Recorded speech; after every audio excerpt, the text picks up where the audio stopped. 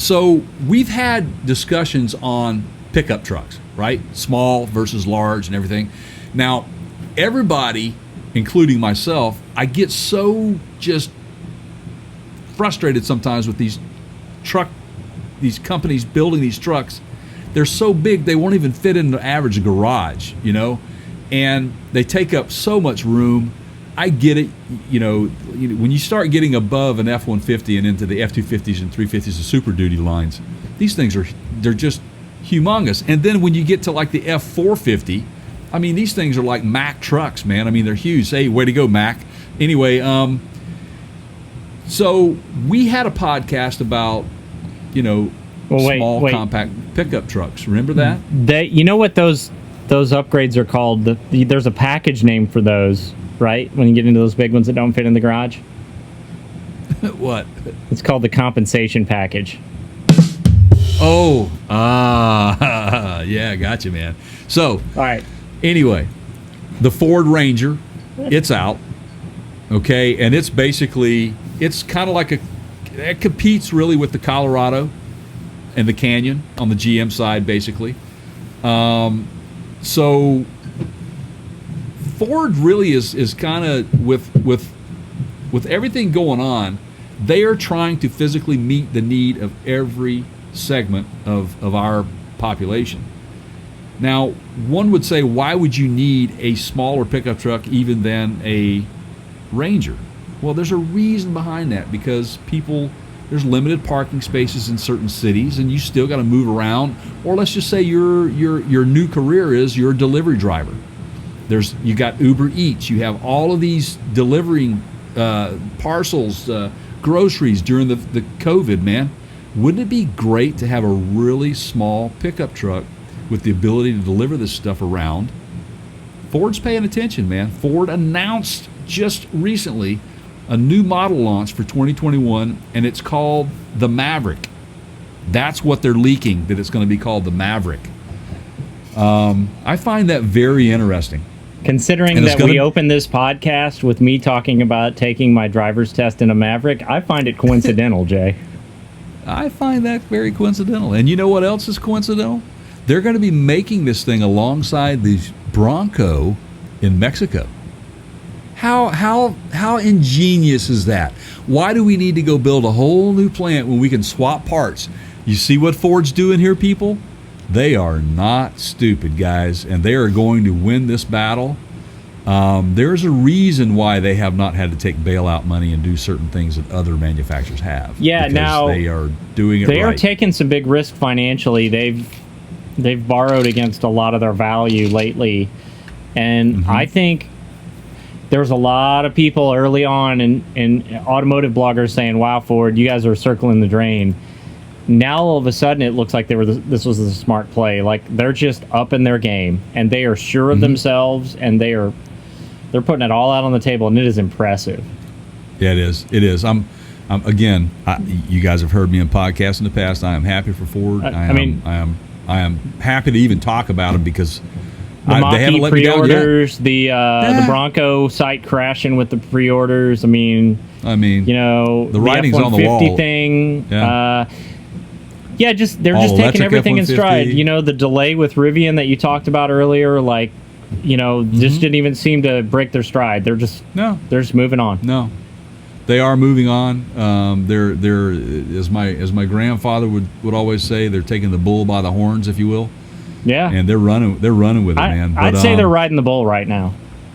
Yeah. So, center of attention. That's what this show's been about.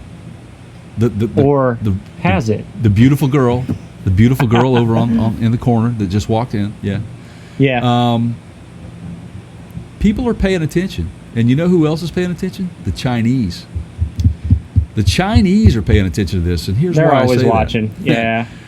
For whatever reason, man, the Chinese like to copy designs from the U.S. It's just there's no clones, it's hard to enforce patent infringement with them.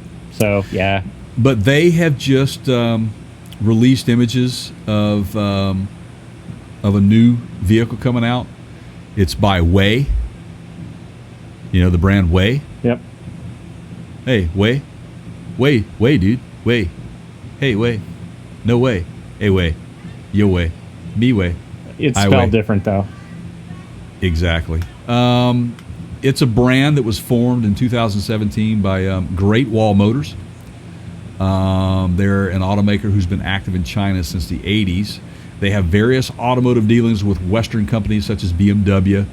And in the past, they thought about buying Chrysler. But it seems Chrysler is looking for a new corporate pal to merge with every few years, so that's not really it's not really that big of a deal. But even a Chinese knockoff company knew better, right? Right. They say though, this is like the PO1, I think is what they call it. It looks just like the Bronco. It's a complete knockoff of the Bronco. So they've been paying attention, and that's again. This is you got to give Ford credit where credit is due. They did it with the Ford Mustang, man, when they came back with the Ford Mustang back in, what was it, 07, 08, when they brought the new generation out, and it paid homage to the old Mustang. And we said, this is what they got to do with the Bronco if they're going to bring the Bronco out. And we thought they were going to totally drop the ball on it when they throw this Mustang Mach-E in the middle of all this, but that turned out to be a success as well. And when you look at how they've handled this, they've got the Mustang Mach-E for anybody who wants an all-electric vehicle, and it's a pretty sharp vehicle. But then they're leaving the gasoline model alone. They're improving on it. They're making it, still available. So they're going to, simultaneously make those two, and they're going to meet, they're going to please the masses is what they're basically trying to do. So I wish right now that I had a Ford Shelby GT500, a Mustang Mach-E, a Ford Bronco Black Diamond Edition or Sasquatch package, or I might even just to kind of hop around town to have something a little smaller, man. The Ford Maverick truck that may be coming out, Who knows? I want to hear what so far, if you've looked at the Bronco packages. And if you haven't, we've got a link on our website with the configurator where you can look at all the different package offerings. So just go to partscounterguru.com and check it out. I want to hear in the comments, what is your favorite Bronco package? There are 7 different packages as far as I know. I might be off by 1 there, but I think it's 7. And I want to know. I want to know what's popular. I want to know what everybody's looking at, because there's some pretty big differences in between them. So leave us a comment. Let us know.